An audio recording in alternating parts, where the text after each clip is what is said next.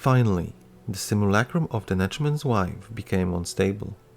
The Dwemer, in their haste, had built it shoddily, and the ashes of Red Mountain slowed its golden tendons. Before long, it fell on its knees beside the road to the lands of Indoril, and pitched over, to be discovered 80 days later by a merchant caravan on its way to the capital of Veloth, Anon Almalexia. Vivec had not been among his people all the days of his pre-life, so he stayed silent, and let the Chimer in the caravan think that the simulacrum was broken and empty. A Chimer warrior, who was protecting the caravan, said, "Look here how the Dwemer try to fool us as ever, crafting our likenesses out of their flesh metals.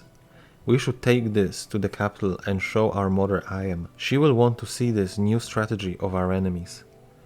But the merchant captain said, "I doubt that we shall be paid well for the effort. We can make more money if we stop at Nurmok and sell it to the Red Wives of Dagon, who pay well for the wonders made up by the deep folk." But another Chimer, who was wise in the ways of prophecy, looked on the simulacrum with disquietude. "Was I not hired to help you seek the best of fortunes? I say you should listen to your warrior then, and take this thing to Ayam, for through manufactured by our enemies, there is something in it that will become sacred, or has been already." The merchant captain took pause then, and looked on the simulacrum of Netchman's wife, and, though he heeded always the advice of his seers, could do no more than think of the profits to be made at Nurmok. He thought mainly of the Red Wife's form of recompense, which was four-cornered and good-wounded, a belly magic known nowhere else under the moons. His lust made him deny Ayam his mother. He gave order to change for Nurmok.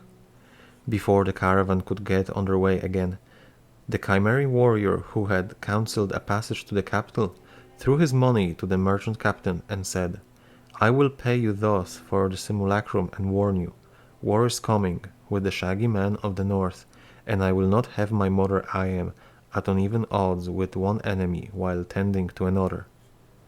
"Nerevar," the merchant captain said, "this is not enough.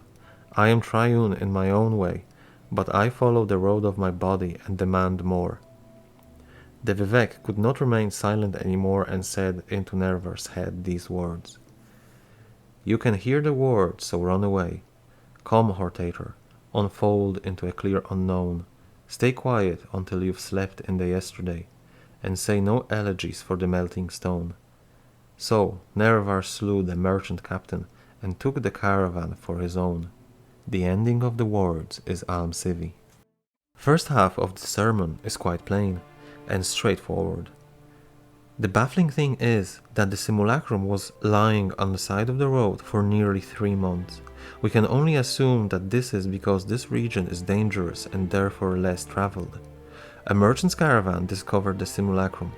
One warrior suggested that they take it to Almalexia and show her the Dwemer trickery.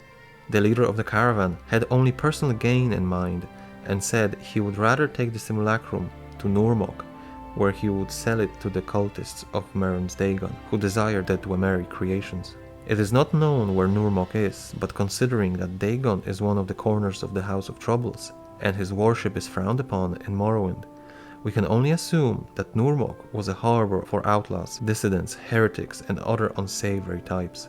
When Tribunal rose to power, it is possible they destroyed the settlement, or perhaps the criminals there have abandoned their illicit practices and fled. Either way, this explains why Nurmok does not appear on any maps. Such wretched hive of scum and villainy is best left forgotten. Another Chimer, a pious man probably devoted to Azura as he was hired to foresee the best course for the caravan to take, looked at the simulacrum and with unease he sensed that within it is something of a divine nature. He seconded the first warrior and advised to take this golden effigy to Almalexia. The merchant leader considered the options, and while he was devoted to his god, he chose the path of greed and lust, as the Red Wives of Dagon provided sexual services, and so he gave the order to continue on to Nurmok. Before they set off, the first warrior, faithful to Almalexia, resisted the orders, abandoned his position as mercenary and a guard. He gave the leader the payment he received for his protection to buy the simulacrum and deliver it to Almalexia himself. As he said, the war is coming with the Nords and with the Dwemer, and they will need every advantage they can to prevail. However, the merchant was not satisfied with the compensation and said that while being faithful to Tribunal, he chooses to pursue his body's desire. Witnessing his stubbornness, Vivec spoke to Nerevar telepathically. He said to Nerevar, "Only you can hear my words, so retract yourself from other conversations and listen."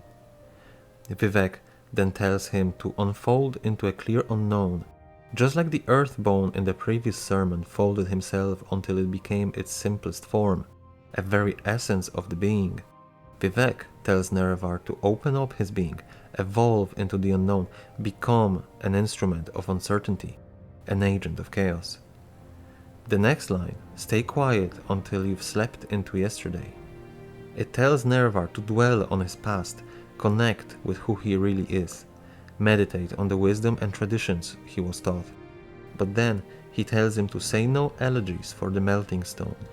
These words mean that while Nerevar should keep the teachings of the Velothi close to his heart, he should not be wary of change. The melting stone of course brings Molag Bal to mind, but here it refers to a change occurring to something that has been fixed in time, the Chimeri way of life. Hearing these words, Nerevar killed his employer and took charge of the caravan. We can assume that he has heeded Vivec's words, he contemplated his past and the way of life he has led so far. He has decided to follow the tribunal and serve his people by delivering the simulacrum to Almalexia. He chose to commit this treason in good faith by killing one who paid him for protection. Therefore his character evolves in complexity, willing to make unlawful action for honorable purpose. And lastly, he committed to this change of his person. He committed to challenge the traditions of the Chimer by killing the merchant captain, and later he will make the greatest change in Chimeri history, making peace, albeit a brittle one, with the Dwemer.